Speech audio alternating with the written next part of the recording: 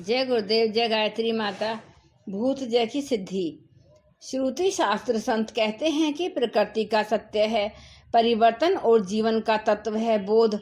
जब तक अनुभूति न हो तब तक यह कथन बस कहने सुनने तक सीमित रहता है। अनुभूति से इसे अर्थ देती है और अनुभूति प्रदान करते हैं अंतर यात्रा के प्रयोग। आगे प्रेरणा पंडा जी लिखते हैं कि अंतर यात्रा के ये प्रयोग जब तक अपने जीवन में विच्छिन्न भाव से समाविष्ट नहीं होते तब तक सत्य की अनुभूति, तत्व की अनुभूति नहीं हो पाती। अंतर यात्रा विज्ञान को अपनाए बगैर, योग के प्रयोग किए बिना प्रकृति की परिवर्तनशीलता दृश्य होते हुए भी हमारे लिए अदृश्य बनी रहती है। जीवन तत्व दृष्टि से विहीन, बोध विहीन बना रहता है। ऐसा लगता है जो हो रहा है वही शाश्वत है, वही सनातन है। जीवन उलझन में उलझता रहता है, भ्रम भटकावे बने रहते हैं। अंतर यात्रा पथ पर गतिशील गमन इस भ्रांति को, भ्रम व भटकन को दूर करता है। महाविदेह स्थिति या विधेय धारणा सिद्ध हो जाए तो ज्ञान शक्ति के आवरण क्षीण होने लगते हैं। सामान्य क्रम का सत्य हमें देह सहित या संदेह होने की अनुभूति कराता है। हमारा ज्ञान, हमारी अनुभूति, हमारा बोध इसी सीमा में क्रियाशील रहता है। इसके बाहर केवल हमारी कल्पनाएं कार्य करती हैं। ऐसा लगता है कि जीवन का यह अपरिवर्तनीय सत्य है। योग के प्रयोग अंतर यात्रा विज्ञान के सत्य कहते हैं। इस क्रम में परिवर्तन संभव है।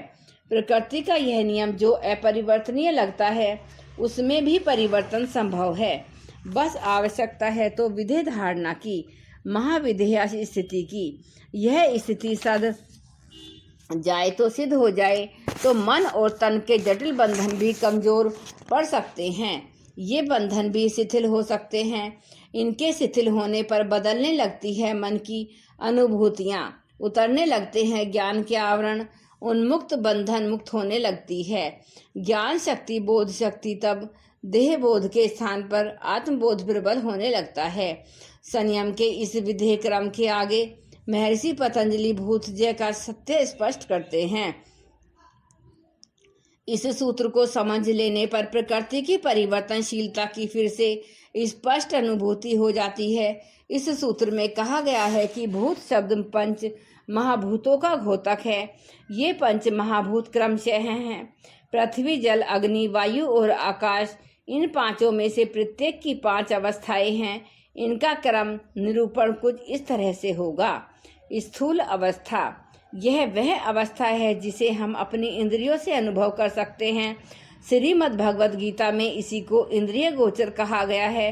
निश्चित ही पृथ्वी, जल, अग्नि, वायु व आकाश का अपना स्थूल रूप है जिसे हम अनुभव कर पाते हैं। यह अनुभव हमें क्रमशः गंध, रस, रूप, स्पर्श व शब्द के माध्यम से सहजता पूर्वक हो जाता है।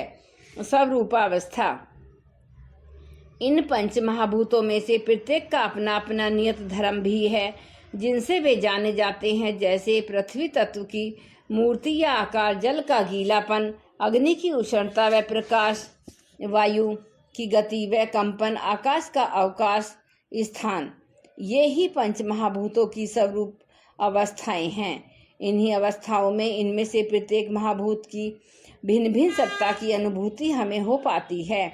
सूक्ष्म अवस्था, इन पंच महाभूतों की जो कारण अवस्था है, जिनको तन्मात्रता या सूक्ष्म महाभूत कहते हैं, वे इनकी सूक्ष्म अवस्थाएं हैं। जैसे पृथ्वी की गंध तन्मात्रा, जल की रस तन्मात्रा, अग्नि की रूप तन्मात्रा, वायु की स्पर्श तन्मात्रा और आकाश की शब्द तन्मात्रा। अन्वय अवस्था, प्रकृति के तीनों गुण सत्व रजतम सभी महापंचभूतों में प्रकाश के जैव स्थिति के रूप में व्यास हैं। यही इनकी अन्वयी अवस्था है। अर्थतव अवस्था, इसका अर्थ है पंच महाभूतों का प्रयोजन। इन सभी पंच महाभूतों का प्रयोजन पुरुष के भोग व अपवर्ग के रूप में है। यही इनकी प्रयोजनता या अर्थवत्व है। इस प्रकार पांचों महाभूतों के धर्म, लक्षण और अवस्था भेदों से 2500 रूपों में क्रम से साक्षात पर्यंत संयम करने से पांचों महाभूतों का सम्यक ज्ञान उन पर पूरा वशीकरण हो जाता है। इस प्रकार महाभूतों के अपने अधीन होने पर महाभूतों की प्रकृतियां व उनके सभी कर्म योगी के अनुकूल हो जाते हैं। भूतजय की यह सिद्ध अवस्था जो योगी प्राप्त कर लेते हैं वे बड़ी सहजता से किसी भी वस्तु के रूप व आकार में परिवर्तन करने की सामर्थ्य रखते हैं।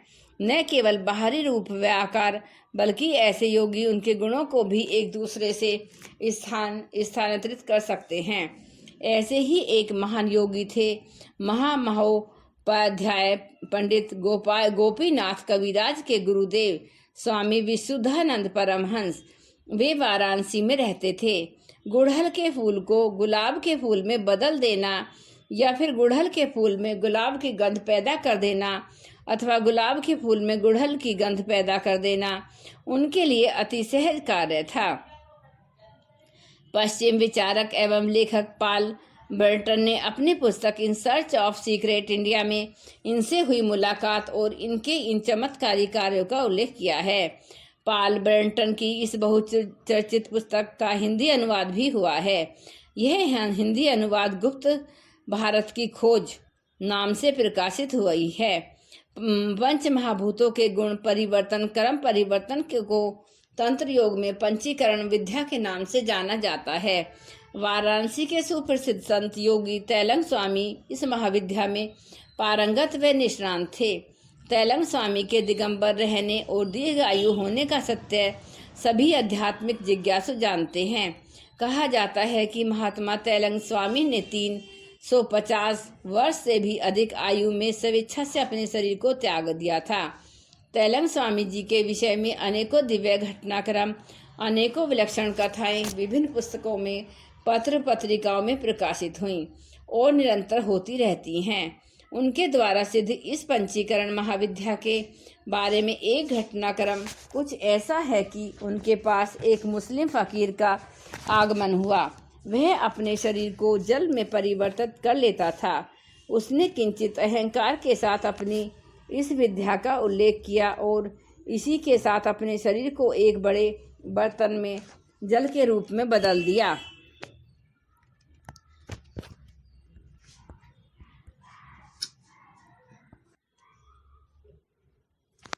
महात्मा तैलंग स्वामी ने उस बर्तन से एक लोटा जल निकालकर अलग रख दिया। बाद में जब वह फकीर अपने वास्तविक रूप में आया तो उसका एक हाथ कोहनी से गायब था। अपनी इस स्थिति से वह बड़ा दुखी हुआ। उसे दुखी देखकर तैलंग स्वामी ने उसे पुनः जल रूप धारण करने को कहा। जब उस फकीर ने अपने शरीर को जल में बदला तो उन्होंने उस बाहर रखे हुए एक लोटे जल को उस बर्तन में रखे जल में मिला दिया। अब की बार वह वापस अपने स्वरूप में लौटा तो सही सलामत था। इस पर तैलंग स्वामी ने कहा, अभी तुम्हारी विद्या अधूरी है, मैं तुमको इसका संपूर्ण स्वरूप सिखाता हूँ। यह कहकर उन्होंने क्रम से स्वयं को एक एक करके पंच महाभूतों में बदलना प्रारंभ किया। सबसे पहले उन्होंने पृथ्वी रूप लिया और मिट्टी के ढेर में परिवर्तित हो गए। उनकी आज्ञा से इस मिट्टी के ढेर को इधर उधर बखेर दिया गया। थोड़ी ही देर के बाद वे अलग अलग स्थान से पृथ्वी के अंदर से शरीर प्रकट हो गए। अगले क्रम में उन्होंने जल रूप धारण किया। उन्हीं की आज्ञा से इस संपूर्ण जल राशि को समीप व दूर के कई स्थलों पर नष्ट कर दिया। लेकिन वह थोड़े समय बाद प्रभामान गंगा से प्रकट हो गए। उन्हें देखकर ऐसा लग रहा था जैसे वे गंगा में स्नान करके वापस लौटे हों। अगले क्रम में उन्होंने अग्नि का रूप लिया और देखते ही देखते वे अग्नि की ज्वालाओं में परिवर्तित हो गए। कुछ देर बाद वह अग्नि वहां से लुप्त हो गई, लेकिन वह प्रकट हुए एक दीपक की ज्योति से। थोड़ी दूर पर जल रहा एक दीपक अचानक ज्वाला रूप में बदला और उसमें तैलंग स्वामी प्रकट हो गए। इसके बाद उन्होंने स्वयं को वायु रूप में परिवर्तित किया। ऐसा करने पर वे स्वयं तो अदृश्य हो गए, बस वहां उनकी उपस्थिति का परिचय देने वाली सुगंधित वायु बहने लगी। देर तक यह स्थिति बनी रही। बाद में वे शरीर रूप में प्रकट हो गए। इस क्रम के बाद उन्होंने स्वयं को आकाश में बदल दिया।